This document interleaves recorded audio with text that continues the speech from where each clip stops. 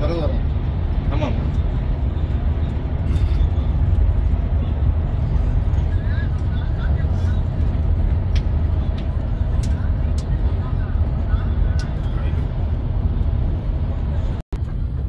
அன்பான சகோதர சகோதரிகளை, இப்ப நம்ம அரபா மீதானது அரபா அப்படின்னா இந்த ஏரியாவுக்கு நம்ம வரோம். இன்னைக்கு இந்த உம்ராக்கு நம்ம இவ்வளவு கஷ்டமா நமக்கு தெரியுது. ஹஜ்ஜுடைய அமல் எவ்வளவு கஷ்டங்கிறத பாத்துங்க.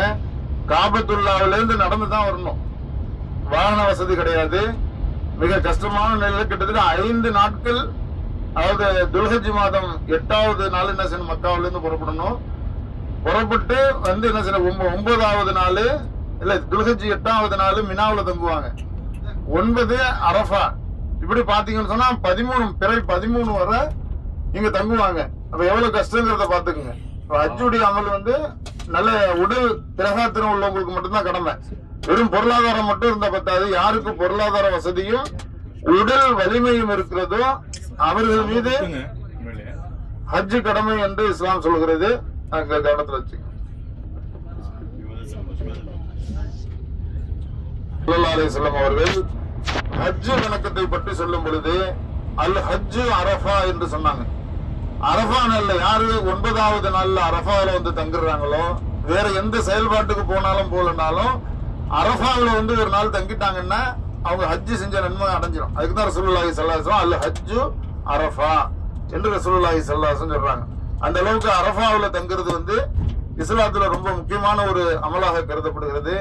அப்படிப்பட்ட அரஃபா மைதானத்துக்கு தான் நம்ம என்ன செய்யறோம், அல்லாஹ் நம்மள இங்க வரவழைச்சிருக்கிறோம். அதை நம்ம பார்க்க இருக்கிறோம். இருக்கு பாருங்க, இதான் ஸ்டார்ட் பண்ற இடம். இன்ஷா அல்லாஹ் எல்லாருக்கும் ஹஜ் செய்யக்கூடிய பாக்கியத்தை அல்லாஹ் நமக்கு கொடுக்கணும் அப்படிங்கிறதுக்கு இன்ஷா அல்லாஹ் எல்லாரும் துஆ செய்யுங்க.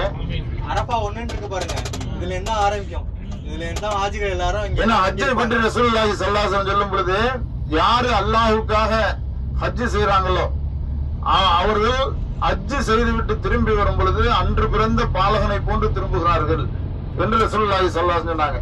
இன்னைக்கு பிறந்த ஒரு குழந்தைக்கு ஏதாவது பாவம் செஞ்சிருக்குமா, ஏதாவது புறம் பேசி இருக்குமா, யாரையாவது திட்டி இருக்குமா, ஒண்ணுமே செஞ்சிருக்கா, எதுவுமே தெரியாது அந்த பிள்ளைக்கு. அந்த அளவுக்கு ஒரு எல்லா பாவங்களும் அழிக்கப்பட்ட நிலையில ஒரு ஹஜ் திரும்புகிறார் என்று ரசூலுல்லாஹி ஸல்லல்லாஹு அலைஹி வஸல்லம் சொன்னாங்க. அந்த அளவுக்கு ஹஜ்ஜுங்கிற ஒரு நன்மை எல்லாருக்கும் கிடைக்காது. கிடைக்கக்கூடியவங்க மிகப்பெரிய ஒரு பாக்கியசாலி தான். அப்படிப்பட்ட பாக்கியத்தை எல்லாம் எல்லோருக்கும் தருவானாக என்று நம்ம துஆ செய்வோம் இன்ஷா அல்லாஹ்.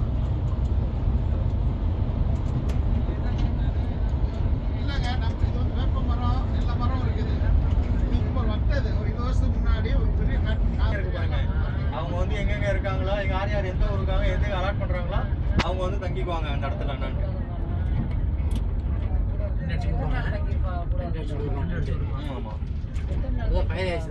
அரஃபால எத்தனை நாள் தங்கியிருப்பாங்க? 9 நாளா அரஃபால?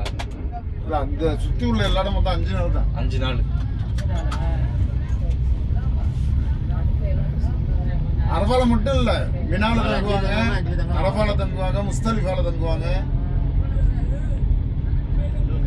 போனோம்னு என்ன செய்யணும், நம்மளும் முக்கியமான துவாக்களை அல்லாஹ்விடத்துல கேட்போம் இன்ஷா அல்லாஹ்.